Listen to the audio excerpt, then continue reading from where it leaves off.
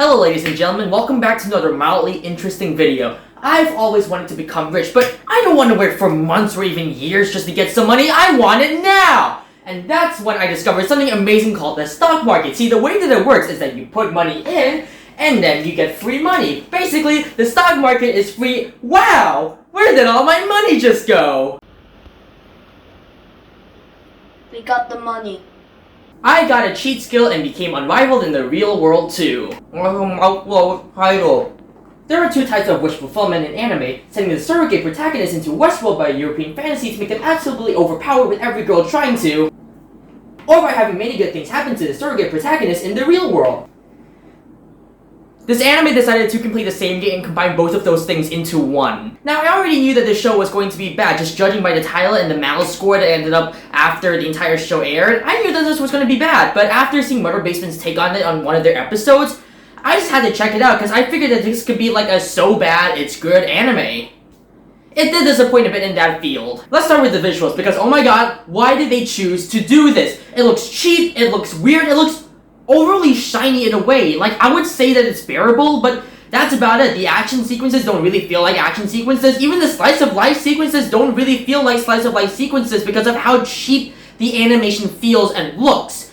I would say that it is better than the initial Sailor Moon Crystal animation that we got, because that one was really bad. But at this point, like, is that even a compliment? On top of that, the soundtrack was pretty much entirely forgettable. I completely forgot all of the soundtrack that happened. But it's just safe to assume they just like went with like the medieval instruments, like the violin, the cello, that all other stuff like that. And the worst part about these visuals is that it's accompanying one of the worst stories that I've ever seen. Because the protagonist of this story is one of the worst protagonists that I've ever seen in any story. A flat, bland character stuffed to the gills with every single likable trait, who lives through a story not made by his own choices, but through other people's choices. Here's all the plot beats that happen in the show. First, the main character gets bullied, not because he did anything to warrant that, but just because we need a kick the dog moment to emphasize with our protagonist.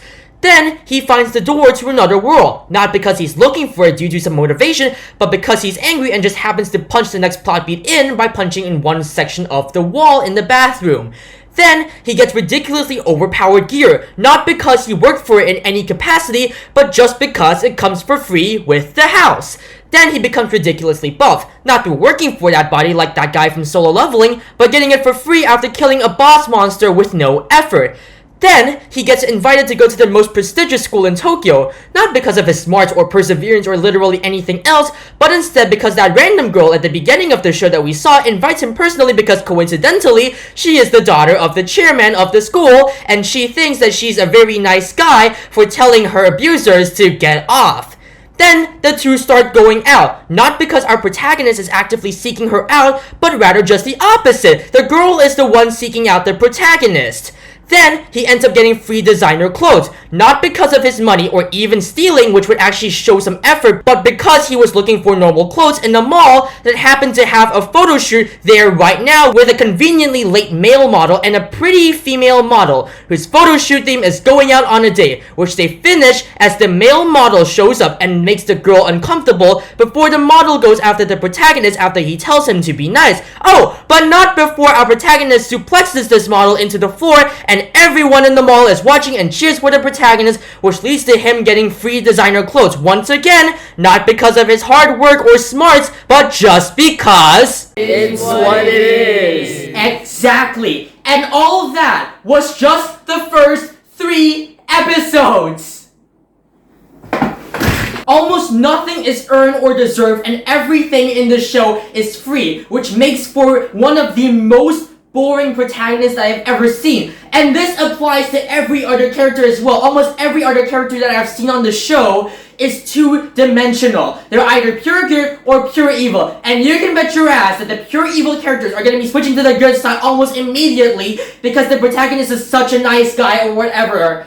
And it does not help that the protagonist is living through a story not made by his own choices, but through other people's choices or by circumstance, which all just so happen to lead to only good things about that. Honestly, the extremity of these plot points and these items that they're just constantly adding to the character and the story makes it feel like it should be some sort of parody. But then you see like these plot points like actually being played out like seriously, like being like tragic or like all that other kind of stuff, and it honestly just kind of kills the mood during those moments.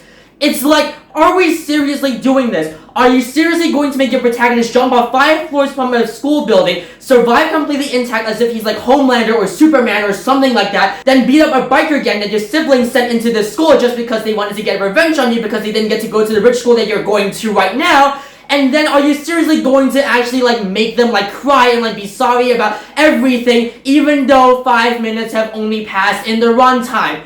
Are we seriously doing this? I feel like this could have worked out better as a parody, but at this point, I don't even know if a parody version of this would be able to save the show to like at least like make it more watchable. It's honestly a miracle I was able to like watch to the end of this. This is perhaps the worst anime that I have ever seen. When season 2.